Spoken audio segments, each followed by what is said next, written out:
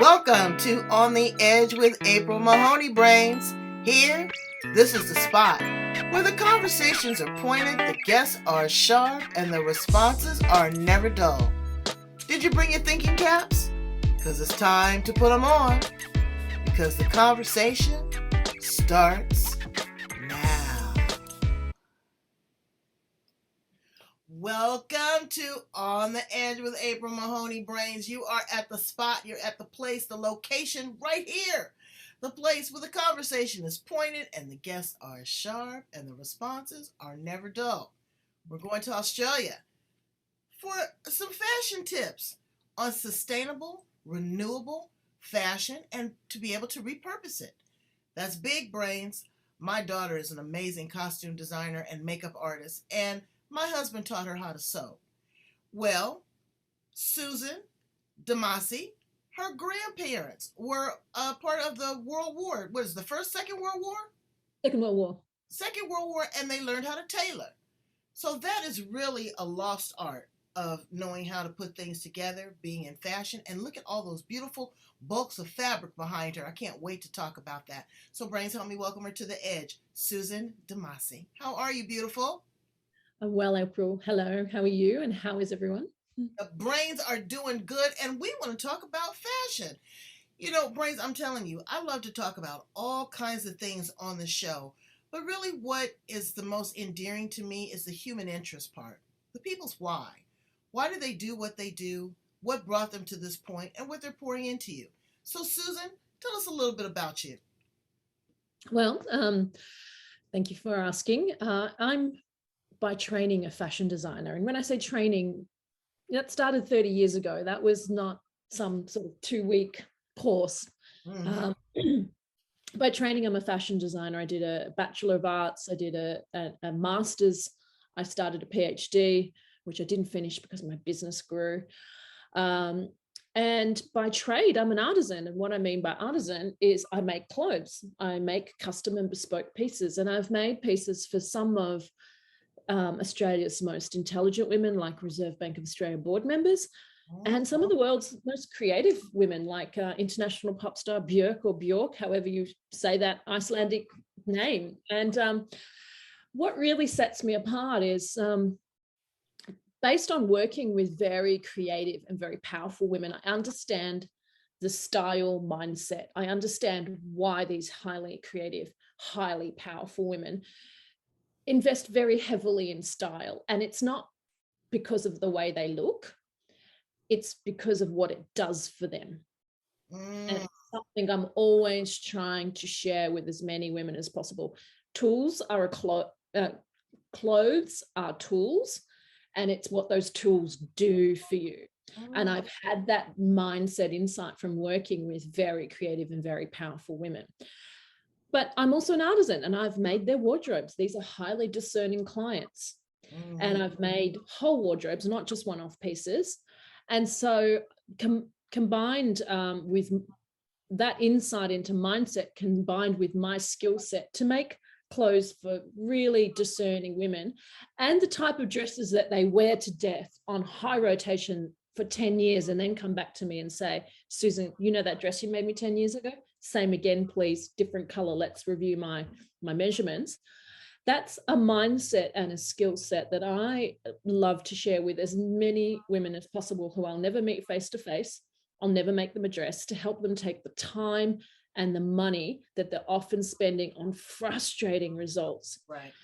feeling like they have to accept compromise because of time and money. It's not true. It doesn't matter whether you spend $200 or $20,000. It's how you spend it. But it's getting really super clear on what you want those tools to do for you, and then working backwards from that.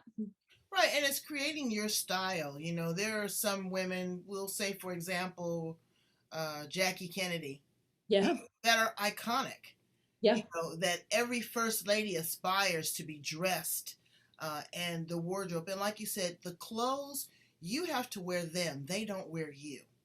Correct. And Jackie's a great example, as is someone like Audrey Hepburn, where and the fashion systems, you know, trained us to go, oh, they were classic. But classics become this sort of disruptive, this sort of corrupted word, because Jackie wasn't classic in her time. She was disruptive. If you look at a photo of her standing next to Lady Bird Johnson or other first ladies, she looks like she landed from Mars. She's completely different.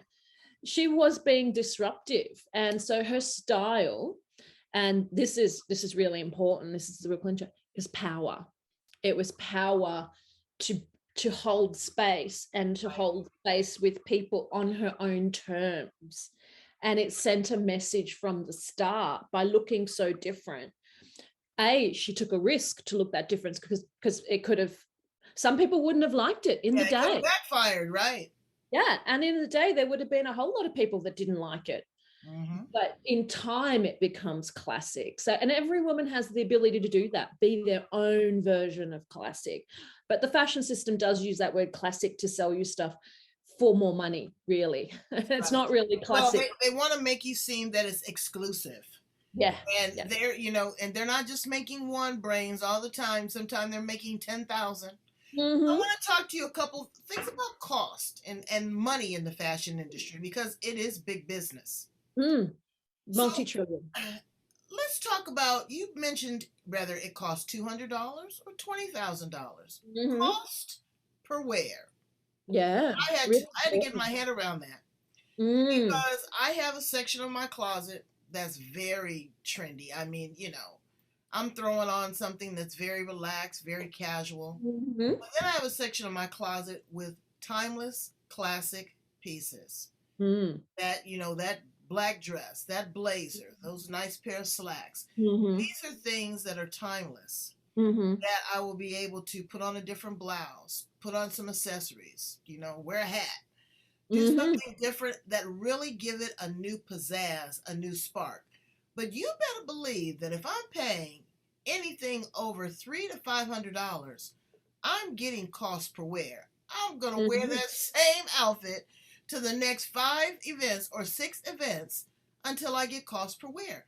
People don't do that. Women wear 20% of their clothes 80% of the time, Susan. Yeah.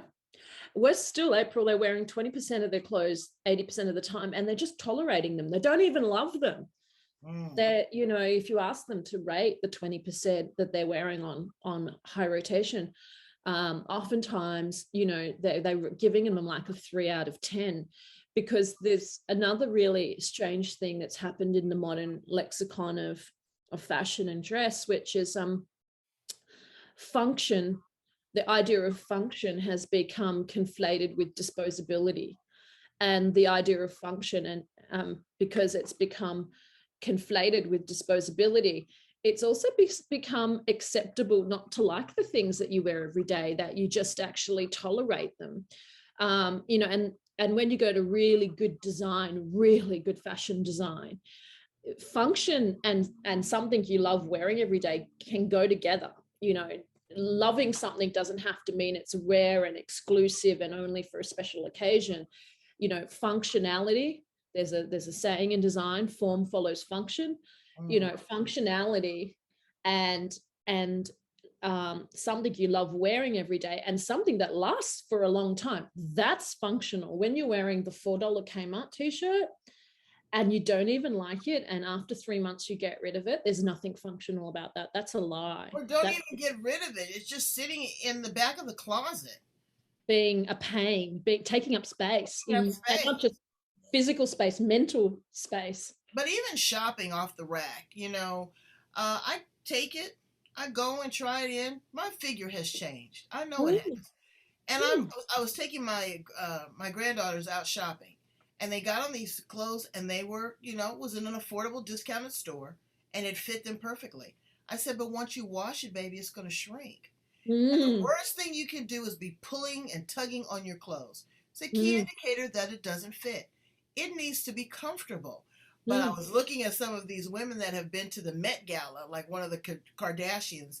They want this trend and this look so much that they actually stitch them inside of the clothes. What's your weirdest experience with someone trying to get the right fit for them?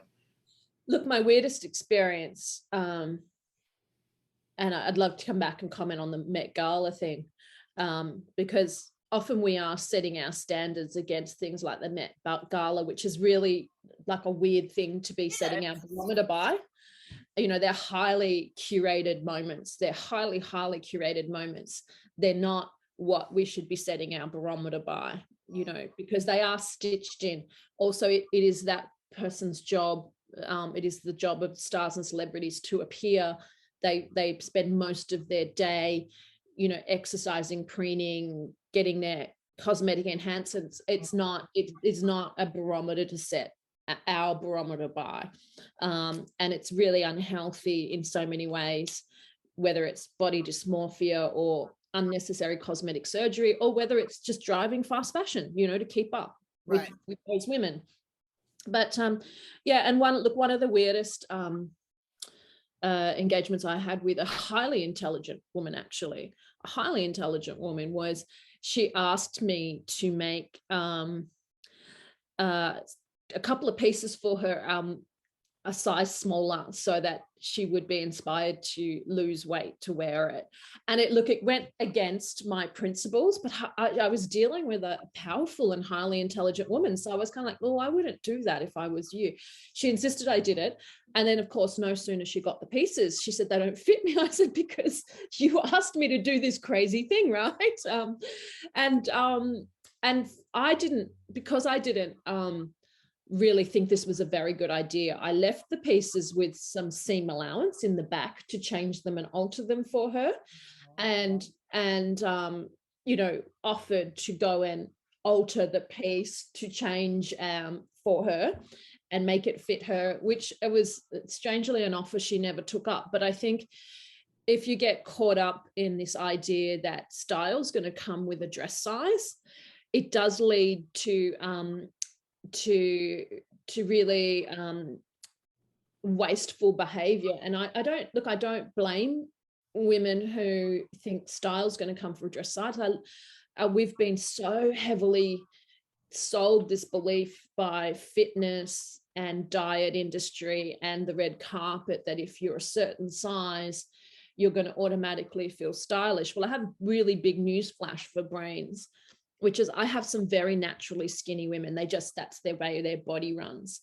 And they don't automatically feel stylish. Style is not stuff. Style, therefore, does not come with a dress size. No. Style is a power that comes from within. Right.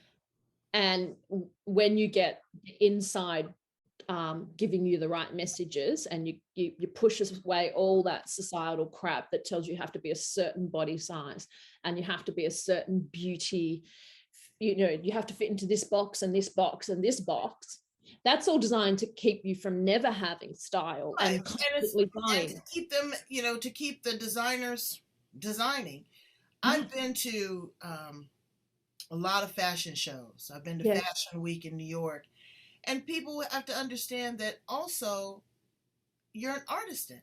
You are creating art. You are creating an illusion. You are creating a fantasy. You are creating a moment, a snapshot in time.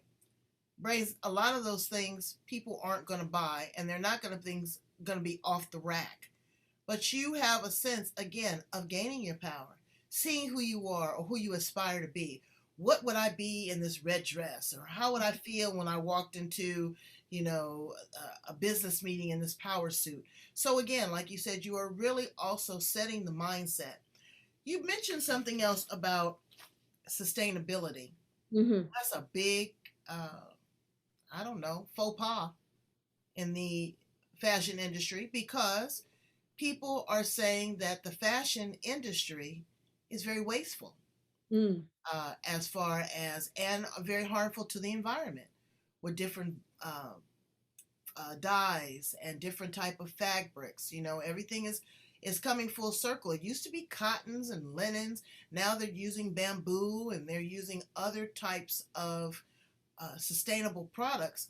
But if you're using something like bamboo, I could only imagine, because I love bamboo t-shirts, but I could only imagine what you're having to do to break that bamboo down to make it pliable, to make it a fabric. So talk to us a little bit about what you're seeing in the fashion industry when it comes to sustainability and renewability in the products and what we're purchasing?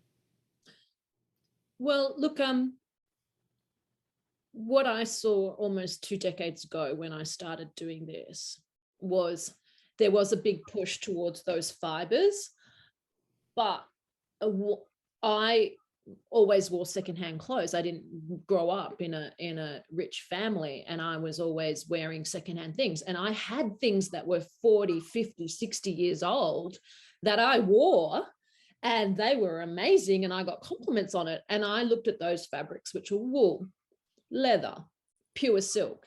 So I thought, look, I understand these don't tick the contemporary sustainable boxes, but this is evidence. I've got clothes that have lasted 20, 30, 40, 50, 60 years that I still wear. So I'm going to use pure wool, pure silk, pure leather, because if I can make something that will last at least 10 years and often have a second life and a third life. Now, at the time, I did actually have the same lady who asked me to make an outfit a size smaller to her say, the problem with your work, Susan, is it lasts so long that people don't have reasons to keep buying from you. So you should just make things that are not going to last as long, or make something smaller that they can buy. And that really didn't sit right with me. And that's what was happening in the fashion industry. You're either making things that don't last as long, or you're constantly trying to sell accessories and things like that to keep the sales going. I decided to go completely in the opposite direction and make those things that last and work with women over a much longer timeline. So one of my clients, for example, she took 3 years to pay off a coat. And during that time, we planned it, because she wanted a coat that she's literally going to wear for the rest of her life and give it to her child. So we made that a win-win scenario by her having a payment plan. So I've got the money coming in. We also have a wonderful time creating and really thinking about that piece, not for how is it going to serve her for 1 year or one winter, but for the rest of her life. And so that means that I also work with women on education and planning and scoping out a wardrobe. And that is the way that I create sustainability in my business, because I'm getting paid for all of that intelligence and intel. And they're also getting those extraordinary pieces out of the other side of it. And it makes things that people think are beyond their reach within their reach. If you stop spending the $50 here and there, or the $10, or even the $100 and the $200, which all adds up to the coat that you think is beyond your wildest dreams. Right. But if you work backwards from your wildest dreams, actually all of those things are possible when you stop wasting those small amounts of money on throwaway things. Yeah. Right. And when you look in your closet, I look in my closet and try your things on, Brains. I tried a few things on. They didn't fit. I got rid of them immediately. I didn't put them back in there. You are who you are. And if you have the classic pieces, then, some of those things aren't going to change, like a nice blazer or a beautiful shawl, or maybe a wraparound skirt. Some of those things that have flexibility. Purchase things that have adjustability. Yeah. Yeah. I'm at the point where I'm putting a little bit more elastic in my clothing. I didn't like that, but you know what? It's about comfort. Even shoes, it's about comfort at this point. I'm going to be 60 years old, and I'm not going to try to look like I'm 20, 25 and be uncomfortable. Tell us about dressing appropriately for your age. A lot of women, I don't know, and again, it's trend to style, like the ripped up jeans. That's over with, Brains. It's really over with. But you'll see more mature women, 50, 60 years old, and I have a pair. But that's not something that I would try to wear to a luncheon. Yeah. I'd wear it out, Yeah, well, look, I don't believe in dressing for your age. And I believe in growing into your style. And historically, before 1960, the most stylish women were over 40, were over 50. And girls and daughters wanted to grow up to be like their super stylish mothers, and aunts, and their super stylish grandmothers. And that's really what I'm trying to bring back through education is, girls and mothers wanting to grow up to be super stylish like their mothers and their grandmothers. Unfortunately, what happened, particularly over the last, you could say 40, 50 years, really since the 1960s, is mothers are trying to grow down to be like their daughters. And look, what happened was, you know, the influx of ready to wear and clothes getting cheaper and faster. But at the same time as clothes got cheaper and faster, women lost their traditional skill set that used to be passed from mother to daughter, to know how to sew. And if you didn't know how to sew, that you might have mum or auntie or the local dressmaker might have made something for you, and you got an education on how things fit, how things suited you, what was good quality and what wasn't good quality. All of that has largely dropped away for most people, unless you're in royalty or you're in the upper echelons. Most people don't work with dressmakers anymore, but all women of all stratas of society used to work with dressmakers, whether it was your mum or your sister or your auntie. And often we had two or three. You did some home sewing, you had someone in town, and if you were more moneyed, you had someone in the big city. You had a few layers of people you worked with. And it meant that as you grew up, you grew more and more into your style, you know? Right. And that's really what I'm trying to usher back through offering education and long-term planning, is growing up into your style and cutting yourself free of this kind of polar thing that we're either trying to dress too young, because what's offered to women of our age is awful, you know, like awful. So there's kind of like nothing in between, kind of dressing young and on trend, or what's offered to the woman of your age and your body shape and your income is awful. Right. And more women that come to me are now kind of 50 or 60. Intuitively, what they really want is really good fabric and really good fit. And so I'm actually just getting them back in touch with educating them about those things so they can get what they really want. And that's important, because you're spending, you're spending top dollar to work with someone like Susan. Okay, we're not talking about off the rack. We're talking about really a really classic piece. And so that takes time, that takes energy. Yeah. But that's something I can educate many women that I never make things for, so that, you know, you can go to find the local alteration assistant, find the local designers and work with them again. Mm-hmm. Let's talk a little bit about size. I'm a full-figured woman. I've grown, as you said, I've grown into it. I've grown up into it. And fashion designers still are not recognizing women, I'll say, in the United States. I was just sitting at a restaurant, just watching and observing the people. And it's pretty horrific that Americans are so overweight. We are so, well, it's the portion sizes. It's that first world attitude. We love to eat. We want seconds. We drink our calories with all these beverages or alcohol or wine or whatever. But we still want to look pretty. We still want to wear something, and we want to be able to purchase it off the rack, and we don't want to be discriminated against. So, what are you seeing there? Because when I went to Australia, I didn't see, well, when I travel the world, really, I don't see as fluffy a people as I do in the United States. Australia certainly does have an obesity problem as well. It's probably more evident in the country towns than the cities. And I think when you were here, you were in the cities, and particularly if you're in the heart of the city, you don't see it as much as if you go into the suburbs. And look, there's a couple of things about size. Yes, we are getting obesity as a problem, but I think that needs to be separated from the fact that naturally, as we age, our body does change. So there's healthy body change and there's not healthy body change. And I would like to see women be more accepting of their body changing as they get older. It's biology. We're not supposed to stay the same body shape, and have more distinction around healthy body change and unhealthy body change. Because I don't think, and I said it earlier, that style is contingent on a dress size. It's not. But you did say, yes, people like to buy things off the rack. We like to have that convenience. Even with my clients, I help them buy things off the rack. I don't make them everything, but I'm having a really good alterations assistant.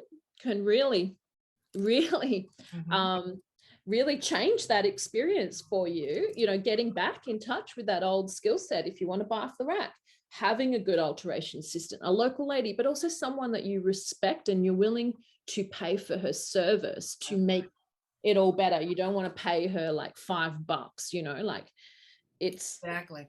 My husband he's not a tall man. He's, yeah. little below average as far as height. You cannot pay him to not have his pants tailored to the nine. Okay. His shirts, his monogram on his cuff link, on his cuffs. He looks immaculate. Yeah. And tailoring is so important. You will buy something and okay, well, we'll put a pin or you'll put a belt, and it does not do you justice. You really need to, number one, see how close it is to your fit when you get it. Work with a tailor or work with a seamstress or work with a designer that really knows what they're doing as far as your measurements, and has, gives you that little extra in case they need to take it in or let it out.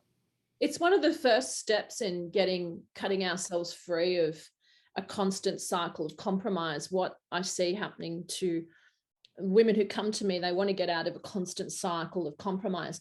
They're buying cheap things, so therefore they feel crappy, and because they're buying the cheap thing and they feel crappy, they don't feel worthy of getting it altered, but the literal thing they've bought is not worth getting altered. So one of the first steps that I educate people on is, why would you feel crappy about buying something mass production that doesn't fit you? Because mass production was never meant to fit you. It's meant to fit a lot of people. Let's just accept that. But start, take the first little step, buy something that's better and find someone to help you make it fit better. That's just one little baby step out of feeling crap in your clothes, buying crap, and then sort of looping around and around this sort of self-fulfilling prophecy of, I feel crap, I'm not worthy, so therefore I go buy crap, I'm not worthy. Like, just one little baby step out is find a local alteration. So essentially, brains, you're wearing crap. And it's not a cute look. I want to ask you about two more things that are really, really important. Color. Yes. Color is, I have a couple friends. Everything black, down to their underwear. I got one girlfriend has nothing but black underwear. Someone told me that shows a lack of creativity. To each his own. I get you. But I love bright colors. It makes me feel cheery. It again engages my personality. It draws the compliments. What do you do to help your clients really kind of find their color palette? I work through color on two levels with them. I run an 8-week course called The Politics of Dress, and we really look at the politics of color, which go right back through history. Royals, for example, were only allowed to wear purple at one stage through history. Yellow was another color. So, firstly, just getting rid of the idea that you can't wear certain colors, and just getting them to intuitively identify colors that make them happy. I mean, if there's no better reason than it makes you happy. Secondly, then colors do literally have a psychological impact, firstly on yourself, and then secondly on other people. So starting to teach them the psychology of color so that they can have the tools in their wardrobe to make them feel the way they want to feel when they get dressed, but also have that effect on others. So, red, for example, I'm wearing red today. Red has always been a color of power. If I put red on, it psychologically has a sense of stepping into my power, but it also has that impression, that has that psychological impact on other people. So, I'm working on this with a number of women right now, is what colors do you want to have in your wardrobe? So a day that you want to feel powerful, you can pick that thing up. The day that you want to make people feel calm, around you, you pick a different color. A day that you want to feel connected to nature, what color is that for you? Is it blue or green? Can you draw that color out of your wardrobe? So if you start to see your clothes as tools, you start to see them all also as buttons and levers that you can push and pull. Firstly, to feel the way you want to feel, but secondly, to have that emotional impact on other people. Right. But I don't believe any color doesn't suit you, because there's all the shades of. So some people say, I can't wear yellow. Well, are you talking about a blue yellow or a black yellow? You can actually wear any color you want. Absolutely. And I want to talk about one of your greatest gifts, the ability to repurpose items. You are absolutely amazing with that. Brains, you can have a dress that you've had, like she said, 10, 15 years ago, and Susan can redesign it and make it into something different. Tell us how you started doing that. I started doing it probably when I was a kid, really, and just inventing, but really more recently, because my clients do wear their clothes for such a long time. They will wear a dress for 5-10 years and their body will change. They might have had children or just natural aging. They want to keep wearing the dress, and the fabric's really good. So because we have such long-term relationships, which is what I encourage other women to find with an alterations assistant or a local designer, of course I'm going to change it for them. Of course I am. That's part of the service I offer. So I started to find new and interesting ways of changing the dresses I had made for them, but I also realized a lot of my clients had beautiful clothing in their wardrobe that they couldn't wear anymore. And I was very happy. They were paying me for my service to change it. And make it go with the things that I'm making for them. So it was just such a waste to see beautiful clothing in their wardrobe they weren't wearing. And by taking on that challenge, I learned more about clothing and construction. I learned more about them. And then I also started to encourage, and I do this with my education clients, sometimes in your budget, you're much better to buy secondhand than you are to buy new. There's so much luxury secondhand available out there now that maybe... Yes, let me ask you about this too. I don't know. Yeah. I have never purchased anything. Well, no, let me take that back. I've purchased accessories. But I've never purchased an outfit at a consignment shop or like a Goodwill or a secondhand store. I've never done that. And you know why? Why? Because I've been creeped out about the person that was in it before. Honestly, that is just me. So my daughter taught me this process. It's called vocking. Yeah. That's what they do. You know, she says, get some cheap vodka.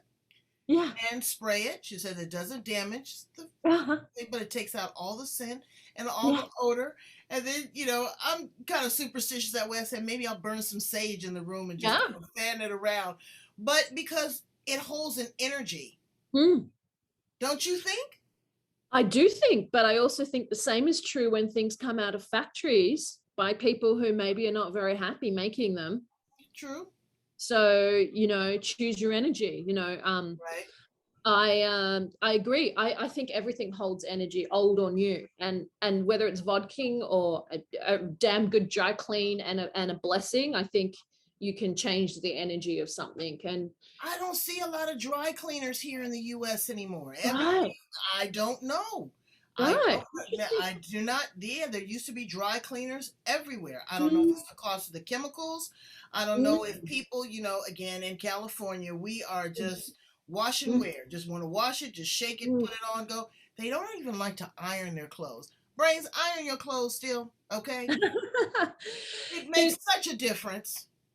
In terms of a lot of the new generation of secondhand, and I read a luxury report, you know, done by one of the big consultation firms with the millennials, the sale of secondhand luxury, so I'm not talking charity shop, secondhand luxury, will outstrip the sale of new very shortly. Really? You know, I found that too with the Japanese students. Yes. They love secondhand tennis shoes. Yes. They spend, I'm telling you, they spend $3,000-$4,000 on some vintage tennis shoes. Yeah. So for the brains, it is worthwhile knowing, and I teach a lot of women how to do this. There's a lot of secondhand out there that is not the secondhand charity shop. It's luxury secondhand. And I've bought some things myself. I bought actually some things off an American website. And even though I was on a secondhand website, it literally arrived with the Barney stickers on the bottom of the shoes. Yeah. It's not, it might be stuff that hasn't sold new that gets sold through these secondhand websites. The point being, you can sometimes, when you've got a budget and you know what you want, sometimes it's better to invest your budget in a high quality piece of secondhand. Right. You'll get better fabric and better construction, particularly if you learn the skill set of working with an alterations assistant. So you know that it's not going to fit you perfectly. You don't have to worry about that. Mm-hmm. You're going to take it to the alterations assistant, get it tailored, and you'll have a piece that looks $1 million, maybe for the couple of hundred you would have spent on a compromise. But this is skill set, it's mindset. Right. And it's education. And thank you so much for the education. Brains, also, you know, you will get these beautiful pieces and it'll be somebody like me that'll purchase it and then get home and not absolutely love it. Maybe carried that bag one time, maybe wore that hat one time, maybe wore that dress one time. I remember my mother bought a beautiful, bless her soul. She bought this green dress from, I think it was from a vintage consignment store. I can't even tell you how many compliments she got off that dress and how it made her feel and how she walked into it. Was absolutely gorgeous. If I had have buried her and I cremated her, I might have buried her in it. She could still wear it. It was absolutely striking. So as Susan is saying, that's very, very true. Take your time, just like you would pick a great piece of steak or you would plan a great vacation. Learn to plan and invest in your wardrobe. I love what you just said then, April, and this is a breakthrough I make for many of the women I do in a workshop. I say, if you weren't buying a piece of clothing, if you're buying a piece of furniture or something else you really valued, how would you do it? And when we work backwards from them buying a piece of furniture, there's usually this moment where they hang their head in their hands and they go, oh my God, I know how to do this. I just don't do it when it comes to my clothing. Right. So make that investment. Yeah. Like think of it, if you stop thinking about it like a piece of clothing, and it's not your fault that it's not the fault of women that they think about clothing the way they do, because consumerism's really conditioned us into thinking about clothing as disposable, fast, cheap. And society wants to tell us that intelligent women don't put any time and effort into it, and that you would be vain and frivolous if we put time and effort into learning the skills around clothing and dress and style, while at the same time conditioning us into behavior that is wasteful and stupid and beneath us. It's a massive double standard, and it's time to just unpick that for our own mental health. Right. For style that really gives us power, not stuff, and also to deal with the ecological disaster that's happening because of consumerism. Right. And Brains, you have to understand that your clothing envelops your most prized possession. It certainly does. Your body, you know, the thing that you carry with you all the time. So take into consideration what you have on the outside protects and shows off what you have in the inside. Thank you so much, Susan, for being with us here on The Edge. Please tell my Brains how to get in contact with you, how to look for your fashion, your styles, how to work with you. She is in Australia, Brains, but don't let that be a distraction. I'm working with women currently in the US, so as far as education goes, I can work with you anywhere. Absolutely. Absolutely. Look, I really like a good old-fashioned phone call. Of course, you can go on my websites. Of course, you can download my downloads, but the best way I can help is a good old-fashioned conversation. I'm really happy to share my phone number. You can message me on my phone or on WhatsApp or on Messenger, because there's way more that I can do on a conversation than I can do on a website or a download or an email. And I talk to hundreds of women, many who I never work with, but just to try and help them take the next steps, even if it's not with me, April, even if it's just to get some clarity on what they can do. So my phone number, the country code is +61. The phone number is 433 944 864. You're welcome to send me a text message on WhatsApp, or just a regular text message with your name and April Mahoney Brains, and I'll set up a time to talk to you. Otherwise, you can find me on Facebook Messenger, Susan Dimasi, that's Dimasi. Reach out whatever way is comfortable for you. We'll have a conversation. I'll see if I can help you identify intuitively what you're doing right. There will be intuition that's right, but there's going to be a whole lot of roadblocks and barriers that are wasting your time and your money, and I want to help you get those out of the way. And if I can help, I'll offer you something you want and your needs entirely within your reach. And if you can't, I'll be the first one to try and point you in the right direction. Well, she is awesome sauce, Brains. This is not, your normal fashion consultant. This is an education. This is an elevation. This is an exploration of who you are, what your values are, what your purpose is, what you want to look like, what you want to feel like, what you want to represent, and what you want to exude, and what you want to keep in your closet. Thank you so much, Susan. You are the best. Brains, go and do what you need to do. Like, love, and share. Again, like, love, and share, because sharing is caring. Thank you so much again, Susan, for being with me. Come back and visit me. Let me see what you're doing, okay? Thank you, April. Thank you, Brains. All right. Bye, Brains.